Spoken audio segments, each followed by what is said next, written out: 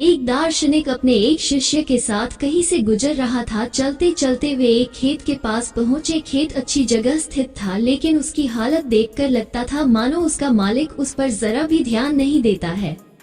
खैर, दोनों को प्यास लगी थी, सो वे खेत के बीचों बीच बने एक टूटे फूटे घर के सामने पहुँचे और दरवाजा खटखटाया। अंदर से एक आदमी निकला। उसके साथ उसकी पत्नी और 3 बच्चे भी थे। सभी फटे पुराने कपड़े पहने हुए थे। दार्शनिक बोला, श्रीमान, क्या हमें पानी मिल सकता है? बड़ी प्यास लगी है। जरूर। आदमी उन्हें पानी का जग थमाते हुए बोला, मैं देख रहा हूँ कि आपका खेत इतना बड़ा है, पर इसमें कोई फसल नहीं बोई गई है और न ही यहाँ फलों के वृक्ष दिखाई दे रहे हैं, तो आखिर आप लोगों का गुजारा कैसे चलता है? दार्शनिक ने प्रश्न किया।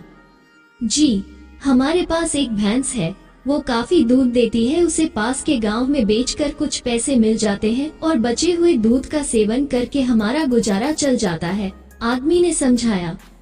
दार्शनिक और शिष्य आगे बढ़ने को हुए, तभी आदमी बोला, शाम काफी हो गई है, आप लोग चाहें तो आज रात यहीं रुक जाएं। दोनों रुकने को तैयार हो गए। आधी रात के करीब जब सभी गहरी नींद में सो रहे थे, तभी दार्शनिक ने शिष्य को उठाया और बोला, चलो हमें अभी यहाँ से चलना है और चलने से पहले हम उस आदमी की भैंस को चट्टान से गिराकर मार डालेंगे।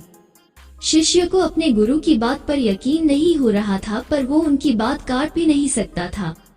दोनों भैंस को मारकर रातों रात गायब हो गए। ये घटना शिष्य के जेहन में बैठ गई और करीब 10 साल बाद जब वो एक सफल उद्यमी बन गया, तो उसने सोचा क्यों न अपनी गलती का पश्चाताप करने के लिए एक बार फिर उसी आदमी से मिला जाए और उसकी आर्थिक मदद की जाए। अपनी चमचमाती कार से वो उस खेत के सामने पहुंचा। शिष्य को अपनी आंखों पे यकीन नहीं हो रहा था। वो उजाड़ खेत अब फलों के बागीचे में बदल चुका था। टूटे फूटे घर की जगह एक शानदार बंगला खड़ा था और जहां अकेली भैंस बंधी रहती थी, वहां अच्छी नस्ल की कई गायें और भैंस अपना चारा चर रही थी।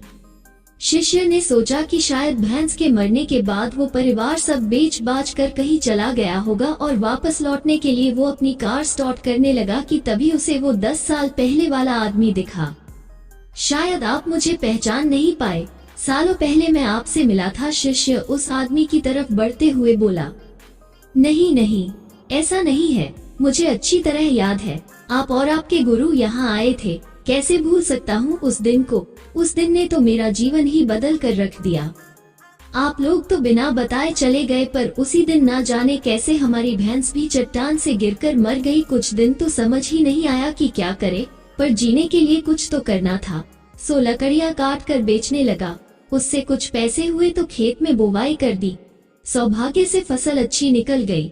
बेचने पर जो पैसे मिले उससे फलों के बागीचे लगवा दिए और यह काम अच्छा चल पड़ा और इस समय मैं आसपास के 1000 गांव में सबसे बड़ा फल व्यापारी हूँ। सचमुच ये सब कुछ ना होता अगर उस भैंस की मौत ना हुई होती। लेकिन यही काम आप पहले भी कर सकते थे? शिष्य ने आश्चर्य से पूछा। आदमी बोला, बिल्कुल कर सकता था, पर तब जिंदगी बिना उतनी मेहनत के आराम से चल रही थी। कभी लगा ही नहीं कि मेरे अंदर इतना कुछ करने की क्षमता है, सो कोशिश ही नहीं की। पर जब भैंस मर गई तब हाथ पांव मारने पड़े और मुझ जैसा गरीब बेहाल इंसान भी इस मुकाम तक पहुंच पाया।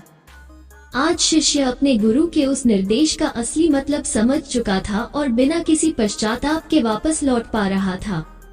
दोस्तों, ये कहानी हमें सिखाती है कि कई बार हम परिस्थितियों के इतने आदी हो जाते हैं कि बस उसी में जीना सीख लेते हैं, फिर चाहे वो परिस्थितियां बुरी ही क्यों न हो। हम अपनी जॉब से नफरत करते हैं, पर फिर भी उसे पकड़े पकड़े जिंदगी बिता देते हैं।